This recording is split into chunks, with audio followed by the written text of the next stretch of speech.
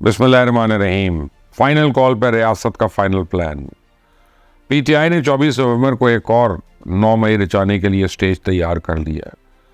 Social media पर रात दिन इश्तिहाल फैलाया जा रहा है, अस्करी क़यादत के खिलाफ जहर उगला जा रहा है। बैरून मुल्क बैठे इनके ट्रोल्स अपने पाकिस्तानी पासपोर्ट फाड़ कर नफरत को फिर हवा दे रहे हैं। कारकुनों को डू और डाई के लिए उकसाया जा रहा है और डेरा गाजी खान में एक नौमर लड़के ने कौमी परचम की बेहुरमती की कोशिश करके इनके मजूम मंसूबे पे अमल दरामद की इब्तदा कर दी है। तो पर्दे के पीछे से पिंकी पीरनी डोरियां हिला रही है। पर्दे पर अली अमीन गंडापुर कभी बढ़के मारता है, कभी मिन्नत तरला करता है। तो सवाल यह है कि अब होगा क्या।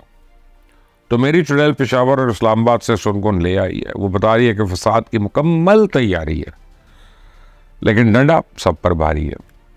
अली अमीन गंडापुर की ज़ेर सदारत एक इजलास के दौरान अल जिहाद के नारे बुलंद हुए और ये नारे सुनने के बाद मुझे तो इस बात में अब कोई शक नहीं रहा कि ये कुछ बड़ा करने जा रही है।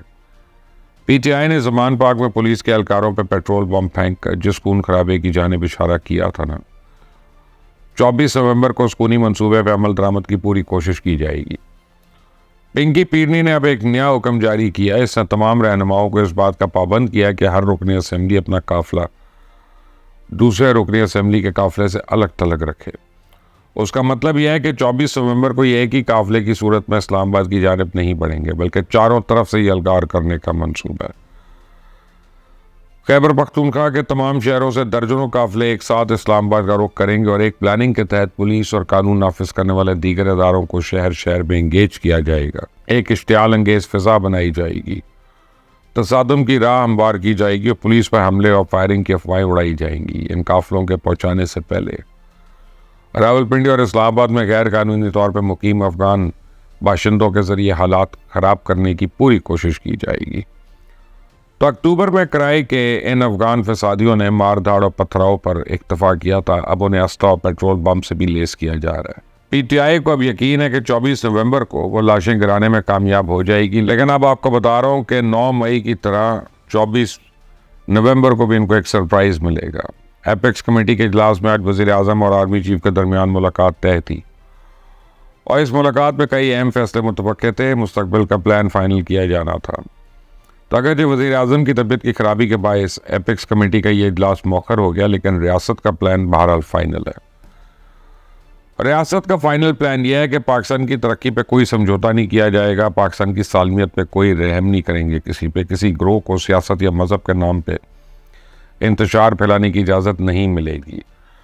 पाकिस्तान ने इंतहाई कलील मुद्दत में जो इस्तेहकाम हासिल किया, हर कीमत पर इस इस्तेहकाम को यकीनी बनाया जाएगा। फसादियों के साथ आहनी हाथों से निपटा जाएगा और रियासत के इस फाइनल प्लान के नताइज बरामद होना शुरू हो गए हैं। इंतशार फैलाने वाले अब खुद मुंतशिर हो रहे हैं। हफ्ते को शाह महमूद कुरैशी ने इशारे कराइयों में इमरान खान की इस फाइनल कॉल को मुस्तरद कर दिया था। उन्होंने सियासी जुबान में पीटीआई को ये समझाने की कोशिश की थी कि सड़कों पर खार होने की बजाय पार्लियामेंट में अपनी तवानाई सर्फ करें, सियासी जमातों से राब्ते बढ़ाएं, इनको एंगेज करें। मेल जोल बढ़ेगा तो बातचीत का दरवाज़ा खुलेगा। बातचीत होगी तो अडियाला जेल में कैद महात्मा की रिहाई की उम्मीद पैदा होगी। लेकिन इमरान खान तो अपने मुस्तकबिल से मायूस हो चुका है। बगैर किसी तैयारी के ये फाइनल कॉल दरअसल इसकी मायूसी का इजहार है।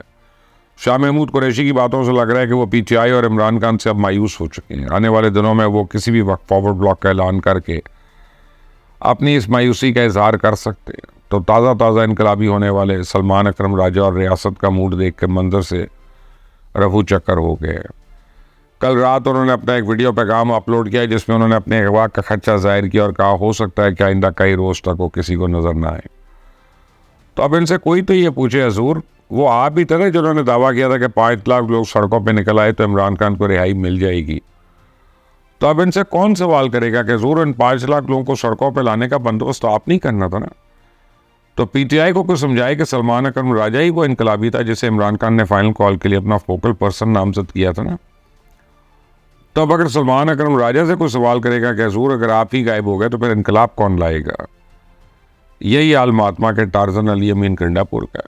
कारकुनों और इमरान खान के दबाव की वजह से इस्लामाबाद पर नई अलगार की हिमायत तो कर रहा है, लेकिन मुनाफिकत का आलम यह है कि इस्टेब्लिशमेंट से मुज़ाकरात की मिन्नतें भी साथ साथ जारी हैं वो जानता है कि इमरान खान ने फाइनल कॉल का ऐलान करके वो डील तोड़ दी है, जिसकी वजह से वो पिंकी पीरनी को रिहाई दिलाने में कामयाब हो रहा था। इसे यकीन है कि आइंदा कोई शख्स इसके वादों और यकीन दहानियों पर एतबार नहीं करेगा और अब वो इस फाइनल कॉल की वापसी के लिए एड़ी चोटी का जोर लगा रहा है। उमर अयूब हो, शिबली फराज हो, असद कैसर हो, बैरिस्टर गौर, सफ़े अव्वल के तमाम लीडर इसके साथ हैं। सियासी अफरा तफरी के सालब में सिर्फ पिंकी पीरनी का फोकस अपने टारगेट पे है। वो अपने मुंतखब अरकान और टिकट होल्डर से वो एक ही मुतालबा कर रही है, 10,000 बंदे लाओ या 10 लाख रुपए चंदा दो। वो जानती है 10,000 बंदा तो खुद इमरान खान के साथ नहीं निकला था, तो अब इमरान खान खुद तो जेल में, इसकी कॉल पे कौन निकलेगा, लिहाजा माल बनाने का मौका तो है ना, उसे क्यों ज़ाया किया जाए। तो पिंकी पीरनी के हाथ की सफाई देख के अलीमा खान तो चुप करके बैठ गई है। लाहौर समेत पंजाब के किसी शहर में PTI की जानिब से अभी तक कोई हलचल नहीं नज़र आ रही है।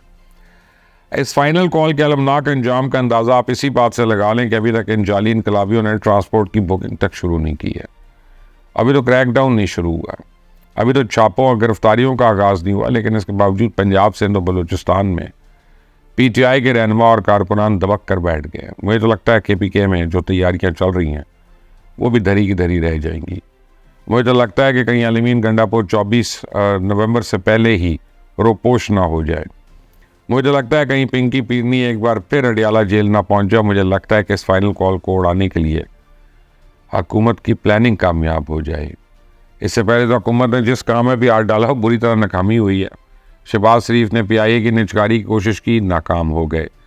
ये बोली इसलिए नाकाम हुई थी कि सरमायाकारों ने मुतालबा किया था कि हुकूमत एक तो PIA के ज़िम्मे 26 अरब के टैक्सेस माफ़ करे, दूसरा 10 अरब रुपए फाइनेंसिंग की अदायगी अपने से मिले। तो अब पता नहीं हुकूमत ने सरमायाकारों का ये मुतालबा माना है या बोली का अमल दूसरी मरतबा भी नाकाम रहेगा।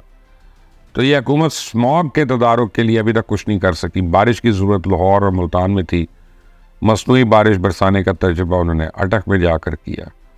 वो तो कुदरत को हम पे रहम आ गया, वरना पंजाब हुकूमत ने तो कोई कसर नहीं छोड़ी थी। इस्लामी नज़रियाती काउंसिल ने तो VPNs को नाजायज़ करार देने का फतवा वापस लेने का अभी तक ऐलान नहीं किया, लेकिन राना सनाउल्लाह ने आवाम को खुशखबरी सुना दी है। उन्होंने ऐलान किया है कि VPN का इस्तेमाल गैर शरई नहीं है। राना सनाउल्लाह को बताने की ज़रूरत नहीं थी, मैंने तो इस पर प्रोग्राम्स भी किया, मैंने इस पर व्लॉग्स भी किए हैं।